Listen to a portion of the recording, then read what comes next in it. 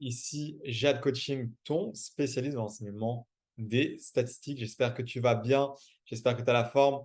Donc, dans cette vidéo, je vais faire l'exercice suivant qui traite d'un aspect du test d'indépendance du qui carré, qu'on appelle aussi du qui 2. Donc, en fait, la question, c'est, bon, l'exercice, c'est quelle est la fréquence attendue pour les modalités grand et rouge si le tableau suivant est donné. Donc, c'est un tableau des observations, donc un échantillon qu'on a recueilli. On ne sait pas vraiment ce que ça représente. C'est un exercice qu'on pourra avoir à un examen. Donc, on donne juste le tableau et il faut avoir la fréquence attendue pour les modalités grand et rouge. Donc voilà, appuie sur le bouton pause, lance-toi et je vais revenir juste après pour la correction détaillée. Alors, on passe maintenant à la correction. Donc, on rappelle que le tableau qui a été donné dans l'énoncé, c'est en fait le tableau des valeurs observées des objets inconnus. On ne sait pas vraiment ce que c'est comme objet. Puis on note la taille et puis la couleur. Donc, je rappelle que l'élément ici, ça va être, on va appeler ça N11, donc pour première ligne, première colonne. Ici, première ligne, deuxième colonne, donc N12. Ici, N21 et N22. Et puis, ici, le C1, en fait, c'est ce qu'on appelle N.1. Donc, ça veut dire qu'on c'est la somme de la première colonne. Puis là, c'est N.2, c'est la somme de la deuxième colonne. Ici, N1 point, la somme de la première ligne. Et N2 point, la somme de la deuxième ligne. Et N point point, c'est la somme de tous les éléments ici. Donc ça, c'est des notations qu'on utilise souvent en statistique. Et en fait, la première étape qu'on va faire, c'est qu'on va calculer les éléments manquants ici et ici, en fait. Alors, comment est-ce qu'on va faire ça? On va tout simplement sommer lui avec lui, ça va faire lui avec lui, ça fait lui.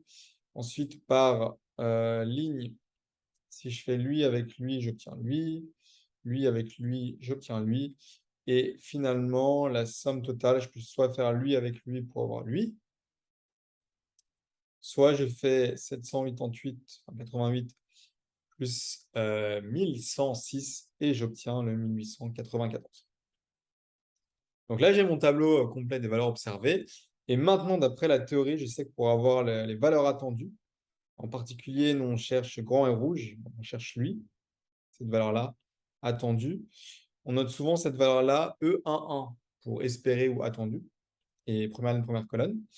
Donc la formule, c'est de prendre la sommation sur la première ligne fois la sommation sur la première colonne, divisé par la somme totale, par rapport au tableau précédent. Donc, on fait ça. Donc, lui, la sommation sur la première ligne. Alors, je me suis raté, c'est dans l'autre sens. Donc, tac, ça va être lui. 975, c'est le N1 point. Voilà.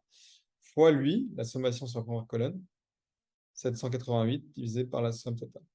1894. Donc, je fais tout ça. Alors, qu'est-ce qui s'est passé ici? Voilà. Donc, une fois que j'ai fait tout ça, je vais obtenir la valeur qui est 405,649, qui est le E11, donc la valeur attendue pour grand et rouge. Et donc, c'est cette réponse-là que je cherche. Je vais enlever ça comme ça. Donc voilà, c'est la fréquence attendue pour les modalités grand et rouge. Et donc, ceci achève cette vidéo sur cet exercice.